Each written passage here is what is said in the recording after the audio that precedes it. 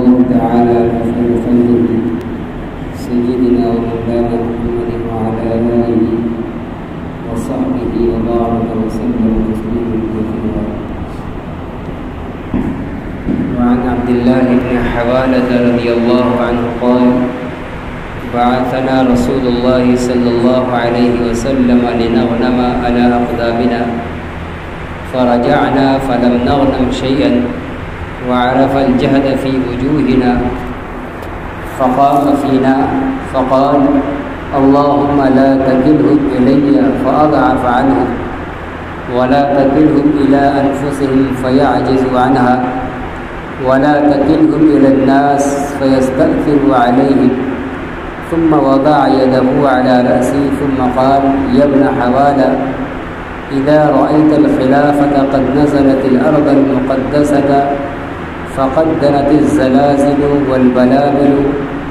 والأمور العذاب والساعة يومئذ أقرب من الناس من يدي هذه إلى رأسي، أو كما قال عليه الصلاة والسلام.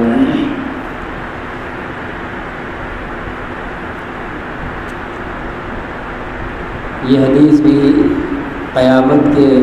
قرب کی نشانیوں اور علامات سے متعلق ہے. اس کے اندر بھی قرب قیامت سے قریب بعض بڑی نشانیوں کے ظہور کا اشارہ کیا گیا ہے. چنانچہ اس حدیث کے راوی ہیں حضرت عبداللہ بن حوالہ رضی اللہ عنہ، فرماتے ہیں کہ بعثنا رسول اللہ صلی اللہ علیہ وسلم لنغنم علی اقدامنا، ہم کو رسول اللہ صلی اللہ علیہ وسلم نے بھیجا لنغنم، تاکہ ہم جہاد کر کے مال غنیمت حاصل کریں، علی اقدامنا، اپنے قدموں پر چل کر، یعنی پیدل چل کر ایک جہاد کے سفر میں پیدل بھیجا تاکہ مال غنیمت حاصل کریں. فرجعنا، ہم متعینہ جگہ کی طرف غزوے کے لیے گئے. فرجعنا، پھر ہم لوٹے. فلم نغنم شیئا، اور ہم کو کچھ مال غنیمت حاصل نہیں ہوا. جنگ میں، لڑائی میں دشمن کو شکست دینے کے بعد غازی جو دشمنوں کے مال پر قابض ہو جاتا ہے اس کو مال غنیمت کہا جاتا ہے، اور وہ لڑائی میں شریک ہونے والے مجاہدین کے لیے اللہ کی طرف سے اس کو حلال کیا گیا ہے. تو یہ عبداللہ ابن حوالہ رضی اللہ عنہ اور ان کے ساتھ کچھ اور لوگ اپنے فقر و فاقہ اور تنگ دستی کی شکایت لے کر آئے تھے. بھوک اور قحط کے اندر مبتلا تھے، تنگ حال اور غریب لوگ تھے. شکایت لے کر آئے اور اپنی پریشانیوں کا ذکر کیا. اسی موقع پر ایک غزوے کی تیاری ہو رہی تھی. اللہ کے نبی صلی اللہ علیہ وسلم نے انہیں لوگوں کو بھیج دیا. یہ مطلب نہیں ہے کہ خاص صرف لڑائی میں مال غنیمت حاصل کرنے ہی کے لیے ان کو بھیجا ہے، ایسا نہیں ہے. اگر لڑائی کے اندر کفر اور اسلام کے مارکے کے بیچ اگر مسلمانوں کی طرف سے کوئی غازی صرف مال غنیمت کی نیت سے جاتا ہے تو یہ اس کا عمل کوئی باعث اجر نہیں ہوگا. ہو سکتا ہے کہ اس کو ظاہری کامیابی مل جائے، غالب ہو جائے اور مال غنیمت بھی حاصل کر لے، لیکن اس کی اس عبادت کا آخرت میں کوئی وزن نہیں ہوگا. غزوہ بھی اسی لیے کیا جاتا ہے، اس میں شرکت اسی لیے کی جاتی ہے تاکہ اللہ کی رضا اور خوشنودی حاصل ہو. اور ظاہری طور پر اگر کامیابی حاصل کر کے کچھ مال غنیمت حاصل کر آ جائے تو یہ اصل مقصود نہیں ہے.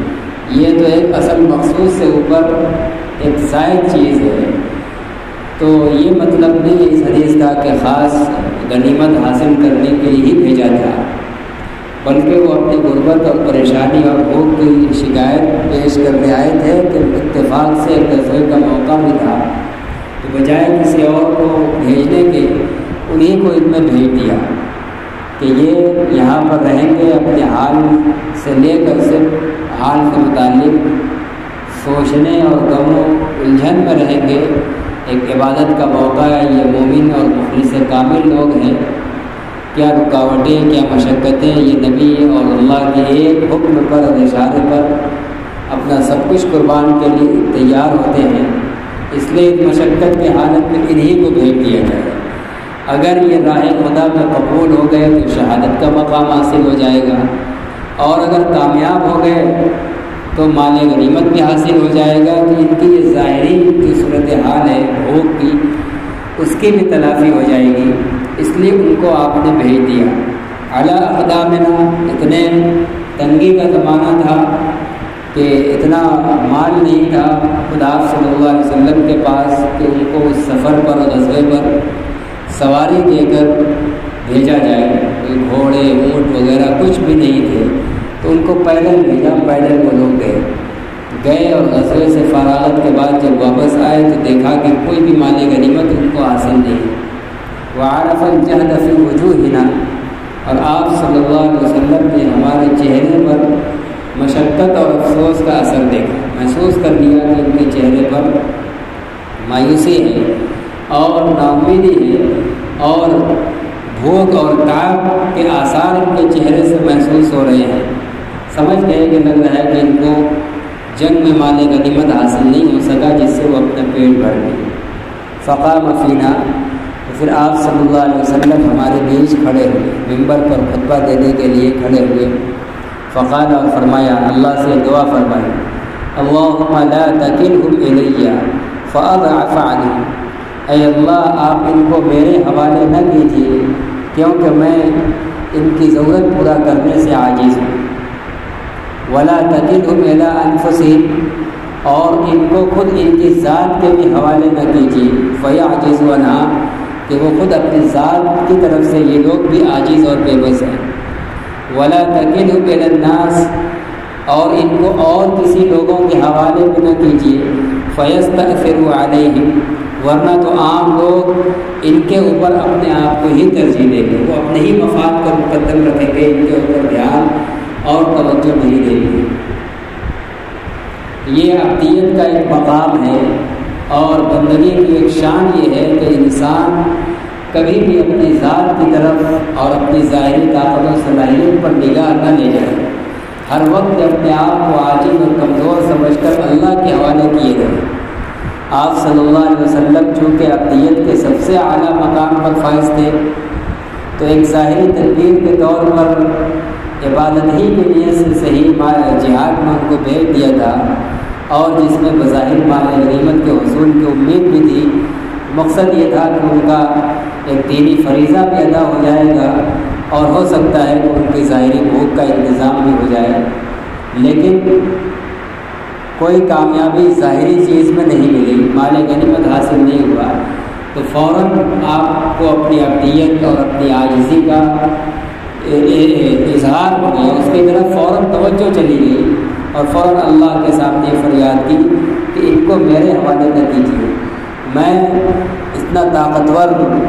اور اتنا مضبوط اور توانا نہیں ہوں کہ میں ان کے بوجھ کو اٹھا سکوں، ان کی ضروریات کی کفالت کر سکوں، اس لیے آپ ان کو میرے حوالے نہ کیجیے۔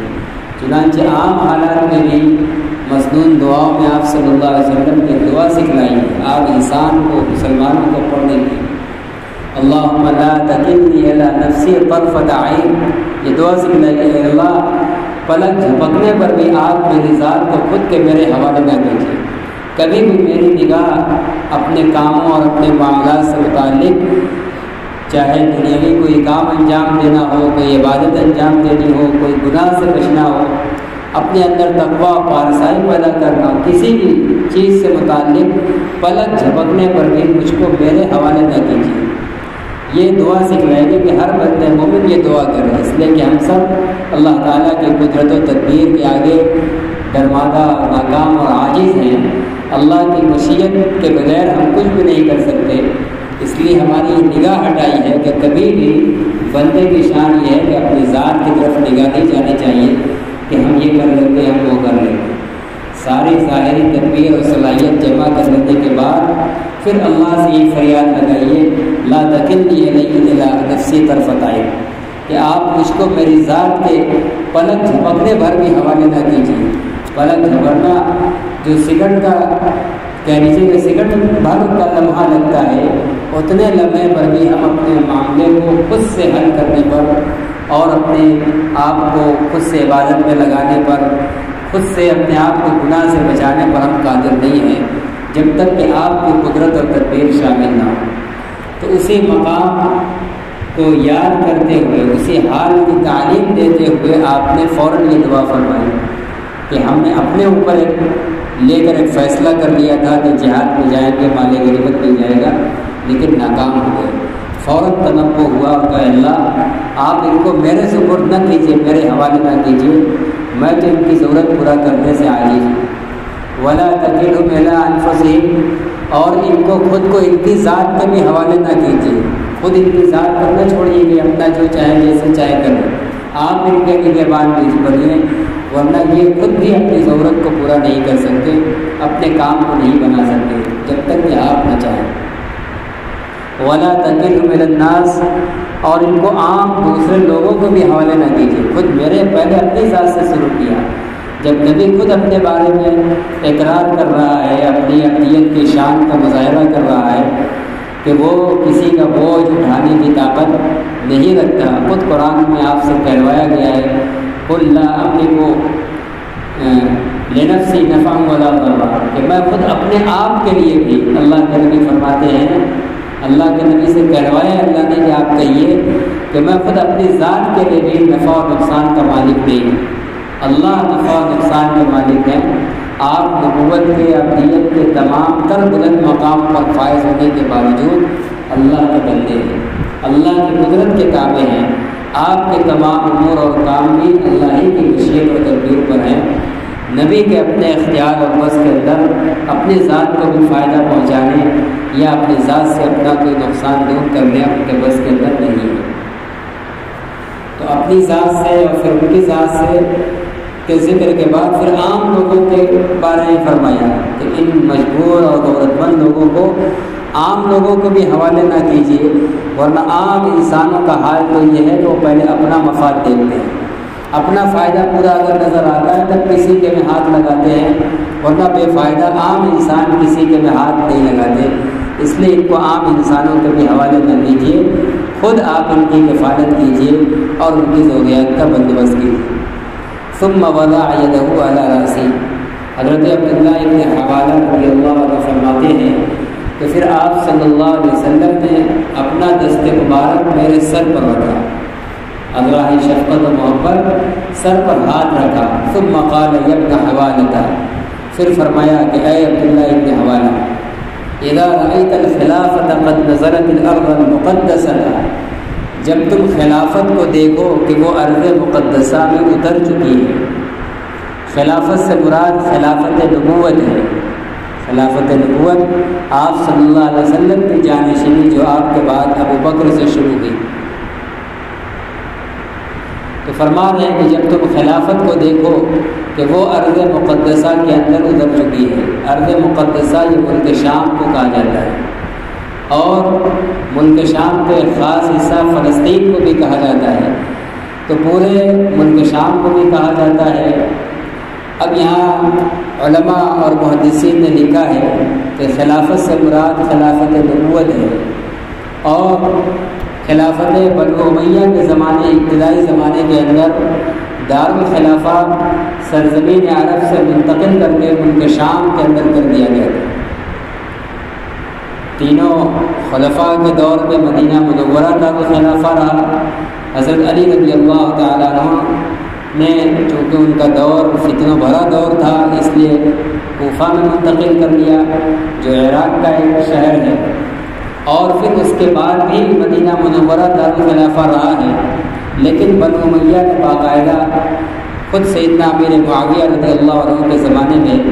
ملک شام کی طرف منتقل ہو گیا۔ تو اب گویا یہ اسی زمانے کے حالات کی طرف آپ نے اشارہ کیا ہے کہ جب تم اس خلافت کو دیکھو کہ ملک شام میں اتر جائے، جس کا آغاز خلافت بنو امیہ سے ہوا، تو اب سمجھنا آگے آ رہا ہے جس میں کہ قیامت قریب ہے۔ اور کیسے قریب ہے؟ سر پہ ہاتھ رکھا کہ جیسے میرا یہ ہاتھ تمہارے سر کے قریب ہے، کہ بالکل لگا ہوا ہے، تو اب سمجھ جاؤ کہ قیامت اس واقعے سے بالکل لگی ہوئی ہے۔ اور یہ ملک شام میں خلافت کا منتقل ہونا یہ مذمت کے طور پر نہیں ہے، یہ کوئی بری علامت نہیں ہے کہ ہاں یہ تو بہت برا ہو گیا، قیامت تو آنی ہی آنی ہے، لیکن قیامت کے قرب کی نشانی میں ایک نشانی بیان کی گئی ہے، اور قیامت کی ساری نشانیاں یہ امت کے حق میں بری نہیں ہیں، وہ ایک آگاہی ہے۔ الگ بات ہے کہ آدمی چوکنا ہو جائے کہ اب قیامت قریب آنے والی ہے، جیسے حضرت عیسیٰ علیہ السلام کا زمین پر اترنا، امام مہدی کا ہونا، یہ تو امت کے لیے سراپا خیر کی شخصیات ہیں۔ جب یہ آئیں گے تو 100% پورے عالم کے اندر اسلام ہوگا، کامل ایمان ہوگا، اور دنیا کے تمام خرافات کا خاتمہ ہوگا، یہ تو خیر کی چیز ہے۔ لیکن بہرحال ان لوگوں کے آنے کے بعد قیامت کا وقوع اور قریب ہوگا، تو عموماً جب بنو امیہ کے متعلق کوئی طرح کی بات آتی ہے تو شیعہ حضرات نے ایسا ماحول بنا دیا ہے کہ اب ہم میں بھی کم پڑھے لوگوں کا ذہن فوراً مذمت کی طرف چلا جاتا ہے، یہ مذمت کے لیے نہیں ہے۔ تو فرمایا کہ جب تم اے ابن حوالہ، جب تم خلافت کو دیکھو کہ وہ ارض مقدس میں اتر چکی ہے، جو ملک شام یا فلسطین ہے، جیسا کہ بنو امیہ کے زمانے میں یہ تخت خلافت اور دارالخلافہ ملک شام کو بنایا گیا تھا، تو کہہ رہے ہیں کہ جب ارض مقدسہ میں خلافت اتر جائے گی فقط دنت الزلازل والبلابل والامور العظام، تو پھر اس کے بعد زلزلے اور حوادثات اور فتنے اور بڑی بڑی نشانیاں قریب ہو جائیں گی، یعنی بہت تیزی کے ساتھ یہ چیزیں ظاہر ہوں گی۔ اور دوسرے علماء کی ایک جماعت نے یہاں ارض مقدسہ سے مراد پورے ملک شام کو نہیں لیا ہے، بلکہ ملک شام کا ایک خطہ فلسطین کو مراد دیا ہے، اور خلافت سے مراد خلافت بنو امیہ جو گزر گئی وہ مراد نہیں ہے، بلکہ اخیر زمانے کے اندر امام مہدی کے آنے کے بعد جو خلافت قائم ہوگی وہ مراد ہے، اور وہ مراد لیا جب جائے تو یہ قیامت کے انتہائی قرب کی علامت ہوگی، یعنی امام مہدی کی خلافت ظاہر ہے کہ فلسطین سے استحکام پکڑے گی، وہی ایک طرح سے دارالخلافہ ہوگا امام مہدی کا،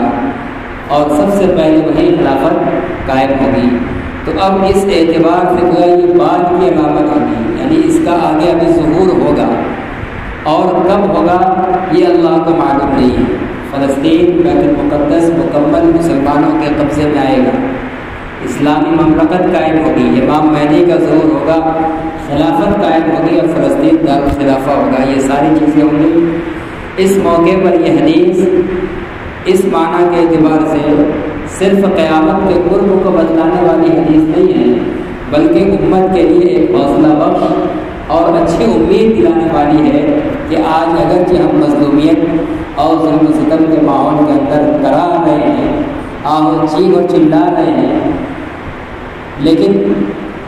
عنقریب آنے والے دور کے اندر ہمارے لیے حوصلہ بخش زمانہ بھی آنے والا ہے۔ اب سوال ذہن میں آ سکتا ہے کیسے آئے گا؟ مسلمانوں کے اعتبار میں پاس نہ وسائل ہے، نہ تدبیر ہے، نہ تیاریاں ہیں، کیسے ہوگا؟ تو علماء نے لکھا ہے کہ یہ چیز ہونی تو یقینی ہے، اب کیسے ہوگی ظاہری اعتبار میں ابھی ہمیں کچھ نہیں سمجھ میں آ رہا ہے۔ جب اس کا وقت آئے گا اللہ تعالیٰ کو کرنا ہوگا، اور اللہ کا معاملہ یہ ہے کہ اذا اراد اللہ شیئا یقول له کن فیکون، اللہ جب کسی چیز کو وجود میں لانا چاہتا ہے تو بس کہتا ہے ہو جا، وہ چیز ہو جاتی ہے۔ جب اس کو یہ چیز یہ نظام برپا کرنا ہوگا وہ ماحول بنا دے گا، قائم کر دے گا، اور مسلمانوں کے اندر تمام ضروری صلاحیت اور چیزیں پیدا کر دے گا۔ تو یہ اس معنی کے اعتبار سے یہ اخیر کے زمانے میں ابھی آنے والی ایک نشانی کا تذکرہ ہے کہ جب تم خلافت کو دیکھ لینا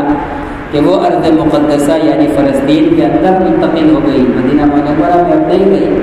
فقط دنت الزلازل، تو اب زلزلے قریب ہوں گے۔ اب جب زلزلے قریب ہوں گے تو فوراً امام مہدی کی خلافت قائم ہونے کے بعد نہیں ہوں گے، امام مہدی کی خلافت قائم ہوگی اور 7 سالوں کے اندر پوری دنیا کو اپنے انصاف سے بھر دیں گے، اور جب تک اللہ کو مقدر ہوگا وہ نظام چلتا رہے گا، پھر رفتہ رفتہ پھر بگاڑ شروع ہوگا۔ اب جب بگاڑ شروع ہوگا تو اب زلزلے، مصیبتیں، پھر بڑی بڑی نشانیوں کا ظہور ہوگا، اور پھر ان کے بعد اب قیامت انتہائی قریب ہوگی۔ یہی معنی زیادہ محدثین نے بیان کیا ہے اور یہی زیادہ درست معلوم ہوتا ہے۔ جب امام مہدی کی خلافت ارض مقدسہ میں منتقل ہو جائے گی، جاگزی ہو جائے گی، فقط دنت الزلازل، تو جب تک امن انصاف مقدر ہوگا، جاری اور قائم رہے گا، اسلام 100% غالب اور قائم رہے گا، اس کے بعد پھر جب بگاڑ شروع ہوگا، دنت الزلازل، زلزلے آئیں گے، والبلابل اور حوادثات اور مصیبتیں آئیں گی، والامور العظام اور پھر بڑے بڑے امور آئیں گے، یہاں تک کہ چلتے چلتے مختلف نشانیوں کے آتے آتے ایک ہوا چلے گی جو بچے کچے ایمان والوں کو موت کے لیے سلا دے گی، اور پھر دنیا میں صرف برے ہی برے بچے کے فوراً بڑی قیامت قائم ہو جائے گی۔ والساعة يومئذ اقرب من الساعة بيدي هذه الى رأسي، فرماتے ہیں آپ صلی اللہ علیہ وسلم، اور قیامت اس دن امام مہدی کی خلافت قائم ہونے کے جتنے زمانے تک امن کے بعد پھر جب اللہ تعالیٰ چاہیں گے بگاڑ آئے گا اور زلزلے اور مصائب اور فتنے آنا شروع ہوں گے، تو اب اللہ کے نبی فرماتے ہیں کہ اس دن اس وقت قیامت لوگوں سے قریب ہوگی، ایسے ہی جیسے میرا یہ ہاتھ تمہارے سر کے قریب ہے، سر کا بالکل متصل رکھ کر کہا تھا، یعنی اب انتہائی اس کے فوراً بعد قیامت آئے گی، جیسے میرے سر اور تمہارے ہاتھ کے درمیان کوئی خلا نہیں ہے، بالکل ٹچ کیے ہوئے ہے۔ تو امام مہدی کی خلافت جاگزی ہونے کے بعد جب تک اللہ کو نظام مقدر ہوگا چلانا چلائیں گے، پھر جب بگاڑ شروع ہوگا تو زلزلے، مصیبتیں اور بڑے بڑے نشانیاں پیدا پہ آئیں گی، اور پھر انہیں سے متصل قیامت قائم ہوگی۔ پھر ان نشانیوں اور قیامت کے قیام میں کوئی وقفہ نہیں ہوگا، جیسے ہمارے ہاتھ اور تمہارے سر کے بیچ میں کوئی خلا نہیں ہے، بالکل براہ راست میرا سر ہاتھ تمہارے سر کو چھپے ہوئے ہیں۔ والساعة يومئذ اقرب من الناس بيدي هذه الى رأسي، اور قیامت اس وقت لوگوں سے ایسے ہی قریب ہوگی جیسے میرا یہ ہاتھ تمہارے سر کے قریب ہے۔ تو اس حدیث کے اندر اللہ کے نبی صلی اللہ علیہ وسلم نے قرب قیامت کی گویا کئی نشانیاں بیان کر دی۔ ایک تو یہ بیان کر دی کہ قرب قیامت میں خلافت نبوت پھر قائم ہوگی، اگرچہ آج ایسا کوئی اپنا ماحول سمجھ میں نہیں آتا ہے، یہ عجیب و غریب بات ہے کہ کیسے قائم ہوگا، نہ ہمارے پاس کوئی وسیلہ ہے، نہ طاقت ہے، اور نہ 57-58 مسلم ممالک کے اندر جو حکمران ہیں ان کے اندر ایمانی غیرت ہے، کس طرح ہو جائے گا؟ جب اللہ کو کرنا ہوگا وہ اس کا ماحول اور نظام بنا دے گا، لیکن یہ یقین ہے، اس پر ہم سب کا ایمان ہے اور ایمان ہونا بھی چاہیے، اس لیے کہ یہ عقیدہ تواتر کے ساتھ یقین کے ساتھ ثابت ہے یہ باتیں، اس لیے ہمارے ایمان اور عقیدے کا حصہ ایسا ہوگا۔ کیسے ہوگا؟ اللہ تعالیٰ وقت آئے گا ماحول بنائے گا، اور پھر جب اس کے بعد وہ نظام قائم ہوگا تو پھر اس کے کچھ دنوں کے بعد جب تک وہ اپنے والا ماحول قائم ہوگا تو پھر آگے کچھ نشانیاں بیان کریں کہ اب زلزلے، مصیبتیں اور پھر بڑی بڑی نشانیاں پے در پے ظاہر ہونا شروع ہو جائیں گی۔ حدیث کے شروع میں صحابی کے حال پر اللہ کے نبی صلی اللہ علیہ وسلم نے کھڑے ہو کر دعا فرمائے ممبر پر، اللہم لا تکلنی الی فعلا۔ اس بارے میں امت کو یہی تعلیم ہے، جیسا کہ کہا بھی گیا کہ اپنے معاملات اور اپنے امور میں کبھی بھی اپنی ذات پر بھروسہ نہیں ہونا چاہیے۔ تمام تر ظاہری تدبیر کرنے کے بعد ہمیشہ نگاہ اللہ کی طرف ہونی چاہیے، جیسا کہ نبی نے کیا۔ آپ چاہتے تو کسی سے کہہ کر سن کر ان کے کھانے پینے کا انتظام کر سکتے تھے، لیکن ایک بندے کی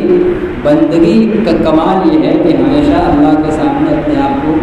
عاجز بنا کر رکھے۔ ایک تو اس مواقع پر یہی دعا ہے، اللہم لا تکلنی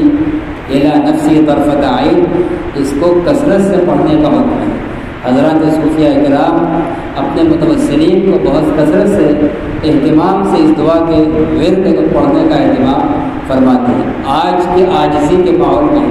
جیسا کہ ہم سب بدترین قسم کے عاجز ہیں، مظلوم ہیں، بہت سی دعاؤں کے ساتھ اس دعا کا بھی خصوصی اہتمام ہونا چاہیے۔ اسی طرح روایتوں میں آتا ہے کہ حضرت الیاس علیہ السلام جو پیغمبر تھے اپنے وقت کے، اور حضرت خضر علیہ السلام جو موسیٰ علیہ السلام کے زمانے میں اللہ کے ایک نیک بندے تھے، نبی نہیں تھے، لیکن اللہ تعالیٰ نے ان کو بہت سا علم اور حکمت ایسا عطا فرمایا تھا کہ وقت کے نبی موسیٰ علیہ السلام کو نہیں ملا تھا۔ اور ایک موقع پر موسیٰ علیہ السلام سے جب پوچھا گیا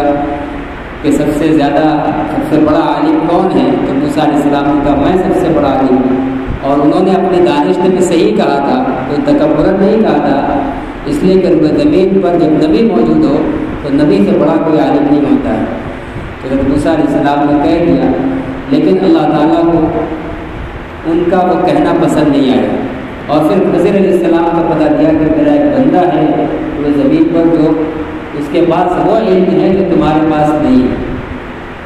تو نبی سب سے بڑے عالم ہوتے ہیں، تو جتنا بڑا عالم ہوتا ہے اس کے اندر طلب بھی اتنا زیادہ ہوتی ہے، اور ان کو طلب ہو کہ جب ہم سے بڑا عالم ہے اللہ تعالیٰ کہہ رہے ہیں تو اس کے پاس جو زائد علم ہے ہمیں بھی حاصل کرنا چاہیے۔ اس کے پاس گئے گھر واقعہ لمبا ہو جائے گا۔ تو خضر علیہ السلام اور الیاس علیہ السلام کے بارے میں روایتوں میں آیا ہے کہ ہر سال میں ایک مرتبہ ان دونوں کی ملاقات ہوتی ہے، اور ان دونوں کو پتہ چل جاتا ہے کہ ہاں اس سال کس دن میں ہماری ان دونوں سے ملاقات ہے۔ وقت جب قریب آتا ہے تو ایک دوسرے کو تلاش کرتے ہیں اور پھر مل جاتے ہیں۔ جب ملاقات ہوتی ہے تو ملاقات کے وقت یہ دعا پڑھتے ہیں، بسم اللہ ماشاء اللہ، بسم اللہ ماشاء اللہ، لا يسوق الخیر الا اللہ ماشاء اللہ، لا يصرف السیئ الا اللہ ماشاء اللہ، لا حول ولا قوة الا باللہ۔ یہ دعا یہ پڑھتے ہیں،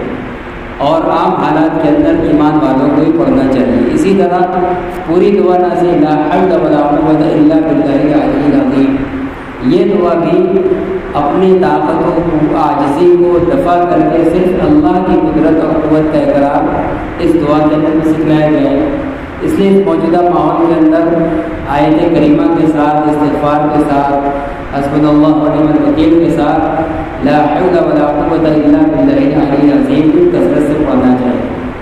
حکیم الامت حضرت تھانوی رحمۃ اللہ علیہ کے زمانے میں ایک مرتبہ ایسے ہی ملک کے خراب حالات کے جیسے ماحول سے آج ہم لوگ دو چار ہیں، بلکہ پرانے لوگ تو بتاتے ہیں کہ اس زمانے کے اندر انگریزوں کے زمانے میں بھی ملک کے اندر بربریت اور ظلم اتنا نہیں تھا جتنا آج ہے۔ تو ان سے جب لوگوں نے شکایت کی تھی تو یہی وظیفہ تجویز فرمایا تھا کہ لا حول ولا قوة الا باللہ العلی العظیم کو روزانہ 500 مرتبہ پڑھنے کا ورد کیا گیا، چنانچہ اس زمانے میں کیا گیا اور اسی کی برکت سے حالات سازگار اور منافق ہو گئے۔ اس لیے ہم لوگ اکٹھا نہ پڑھ سکیں، ہر نماز کے بعد بنانے، ہر نماز کے بعد ہمیں 100 بار پڑھنا، اس طرح بڑی آسانی کے ساتھ دن بھر میں 500 مرتبہ ہو جائے گا۔ تو اس میں ایک تو موجودہ ماحول سے خلاصی کا بھی راز پوشیدہ ہے،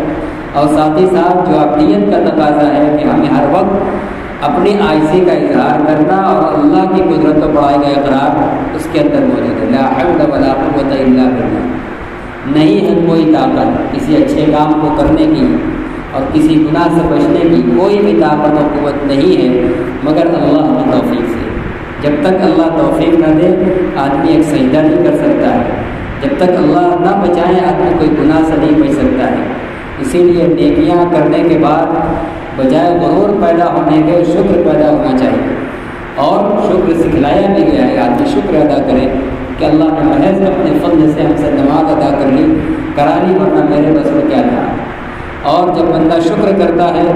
تو شکر کے بارے میں لئن شکرتم لأزیدنکم، شکر کرو گے تو اور ملے گا۔ اس کو ہم لوگ صرف دنیا کی نعمت پر فٹ کرتے ہیں کہ مال، روزی، روٹی، جائیداد خوب مل رہا، شکر کریں گے تو اور ملے گا۔ یہ تمام دینی اور اخروی اعمال کے سلسلے میں بھی ہے۔ ہم نمازیں، نیکیاں کر کے شکر کریں گے کہ الحمدللہ اللہ کا شکر ہے، اس کا احسان ہے اس نے ہم سے نماز پڑھوا لی۔ جتنا شکر کریں گے نمازوں کی پابندی اور بڑھتی چلی جائے گی۔ تو ہمیں ہر موقع کے اوپر شکر کا اہتمام کرنا چاہیے۔ بہرحال اس موقع سے یہ دعا یاد آ گئی کہ حضرت الیاس اور خضر علیہ السلام کی جو ملاقات میں جو دعا وہ پڑھتے ہیں اس میں وہی اپنی ابدیت اور اپنی عاجزی کا اقرار ہے اور اللہ کی قدرت ہے۔ بسم اللہ ماشاء اللہ، اللہ کے نام سے شروع کرتا ہوں، اللہ جو چاہتا ہے وہی ہوتا ہے۔ لا یسوق الخیر الا اللہ، بھلائی کو نہیں لاتا مگر اللہ۔ ہمارے ساتھ بھلائی اور خیر آ جائے، اچھے حالات آ جائیں، اللہ ہی لا سکتا ہے، اللہ کے علاوہ کوئی ہمارے اوپر اچھے حالات نہیں لا سکتا۔